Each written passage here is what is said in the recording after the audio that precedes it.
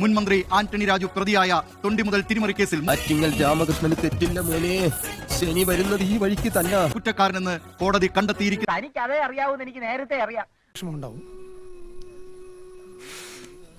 പക്ഷെ പിടിച്ചെന്നേക്കണം. ആന്റണി രാജു അടിവസ്ത്രത്തിൽ തിരിമറി കാട്ടി പ്രതിയെ രക്ഷപ്പെടാൻ വഴിയൊരുക്കി. തൊണ്ടി മുതൽ കിട്ടിയിട്ടുണ്ട്, കണ്ടാൽ അറിയാം ഏതോ ഫോറിൻകാരന്റെ. നാണമുണ്ടോ നിനക്ക്? നാണം. വല്ലാത്ത തലവേദന, ഞാനൊന്ന് കിടക്കട്ടെ. കോടതിയുടെ കസ്റ്റഡിയിൽ തൊണ്ടിയായിരുന്ന സംഭവമാണ് ഈ അടിവസ്ത്രം. ജഡ്ഡി ഉണ്ടായിരുന്നെങ്കിൽ ആ തള്ളച്ച് ഇത്രയും പേടിക്കില്ലായിരുന്നു. ആ തമിഴത്തേടെ കൈ കിട്ടിയ പിന്നെ ഊരിയെടുക്കാൻ പാടാ. ഈ അടിവസ്ത്രത്തിൽ ഒളിപ്പിച്ച നിലയിലാണ് 2 പാക്കറ്റ് 60 ഗ്രാം ഹാഷിഷ്. തീരുമാനമായല്ലോ. ആൻഡ്രൂ സാൽവദോർ എന്നയാളിൽ നിന്ന് അന്ന് പോലീസ് പിടികൂടിയത്.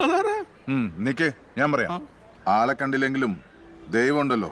ഈ അടിവസ്ത്രം ഈ കേസിലെ നിർണായകമായ തെളിവായിരുന്നു. ഇനിയിപ്പോ കരഞ്ഞാ മതിയല്ലോ, നാണമില്ലാത്തവൻ. പ്രതിയുടെ അഭിഭാഷക തിരുവനന്തപുരം കോടതിയിലെ മുതിർന്ന അഭിഭാഷകയായിരുന്ന സെലിൻ വിൽഫ്രഡ് ആയിരുന്നു.